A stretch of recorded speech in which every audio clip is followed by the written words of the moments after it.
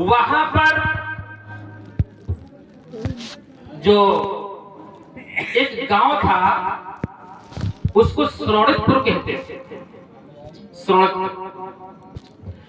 तो श्रोणितपुर का एक राजा था जो बहुत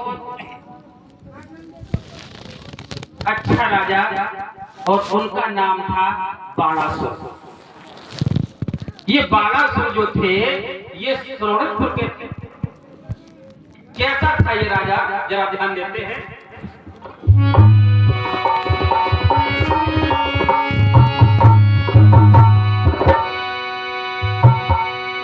आरे नीतिवान भूपाल सुनाऊं हाल प्रजा राजी, जग यश कीरत की ध्वजा रे सूरग में भैया भाजी।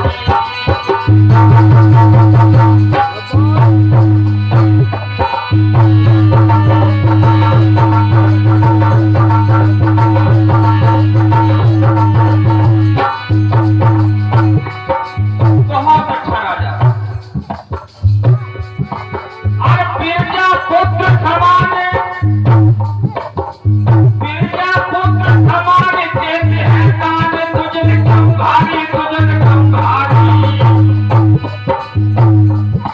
जग यश कीरत की ध्वजा रे सूरग में भैया गाजी।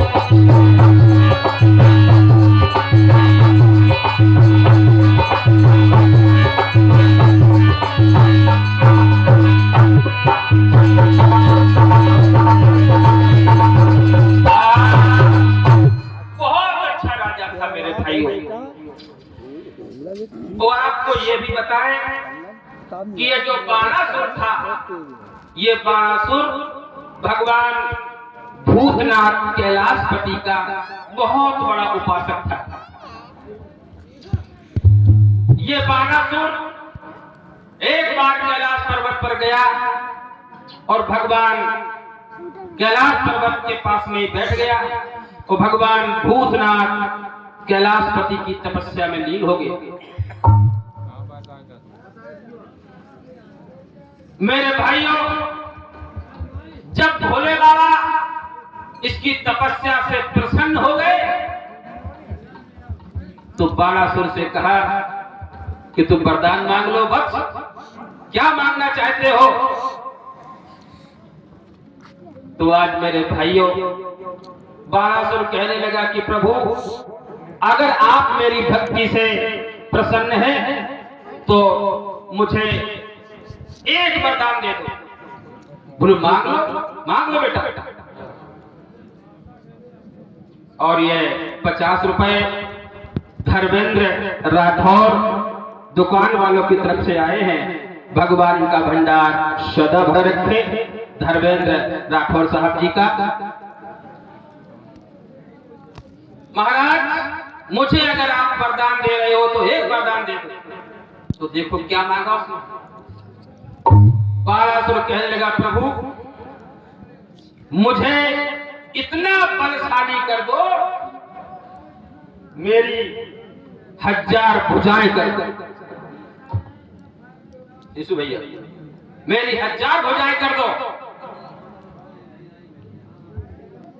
भैया, अब जैसे ही उसकी 1000 भुजाएं हुई,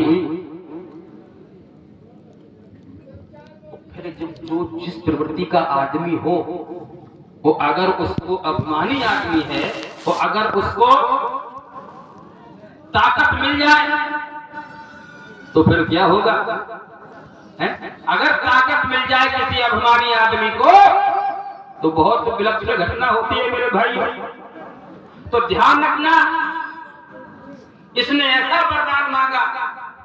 और मांगने के लिए भी आपको ये बताऊं कि मैं तो आपसे यही कहूंगा कि ऐसा मांगो, ऐसा कहो, ऐसा बोलो जिसमें कुछ हासिल हो।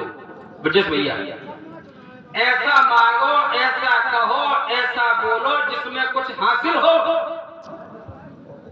अब आप लोग कहेंगे कैसे? 3 लोग थे। 3 लोग, उसमें एक रहे बूढ़े बाबा, उनकी उम्र थी लगभग 60 साल, और टोकरिया रहे, उनकी उम्र लगभग 55 साल, और एक लड़का रहे, वह लड़का की उम्र लगभग 30-35 साल की उम्र। तीनों का जीवन बड़ी ही गरीबी में बीत रहा था, गरीबी में जीवन था। अब तीनों ने सोचा कि आखिरकार क्या जिस गरीबी दूर कैसे हो। तो किसी ने बताया, बोले भगवान भोले बाबा की तपस्या करो, अगर भगवान प्रसन्न हो जाए तो कुछ दे दे। तो मेरे भाइयों, तीनों तपस्या करने लगे भोले बाबा की, और जब तीनों ने तपस्या की तो भोले बाबा प्रसन्न हुए, बोले मांग लो वरदान। अब जब वरदान की बात आई तो सबसे पहले जाने कौन में मांगो, डुकरिया बोली, डुकरों से कभी नहीं, डुकरिया बोली प्रभु। बोले हाँ, अगर मेरी भक्ति से आप प्रसन्न हो तो मुझे वरदान दे दो। बोले मांगो। अब डुकरिया ने कहा मांगो, बोला साहब डुकरिया ने वरदान मांगो कि बोले मुझे 16 साल की बनाए दे। कैटरीना क्या फैल रही ऐसा बना। भगवान बोले तथास्तु, ऐसा ही हो। अब बस 16 साल की बन गई।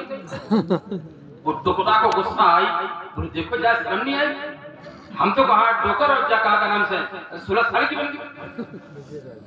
अब डोकर को नंबर आओगे, बोले तुम मांगो वरदान।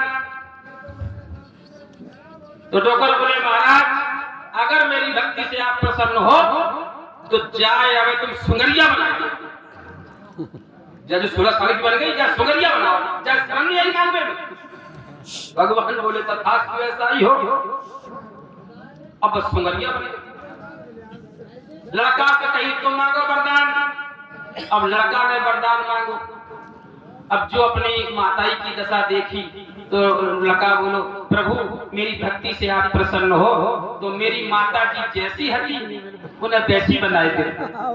याद रखना मेरे भाइयों, वरदान तीनों ने मांग लिए, वरदान तीनों ने मांगे, कुछ मिला नहीं मिला। तो ठीक इसी प्रकार से अगर बल है, ताकत है, और अगर ताकत किसी अभिमानी को मिल जाए तो उसका दुरुपयोग होना स्वाभाविक।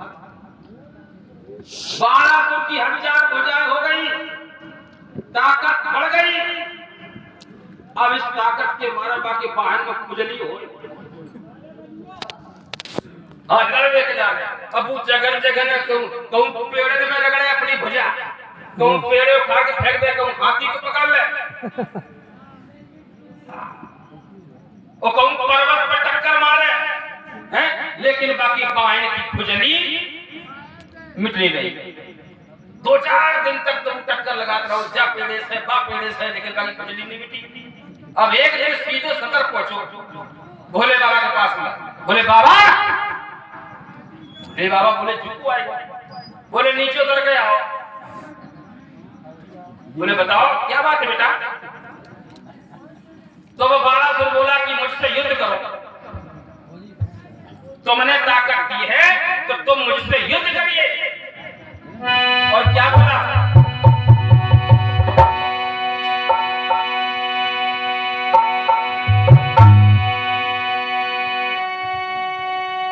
कि तुमने क्या ताकत दे दी है और तुम ही जाता को काम करो,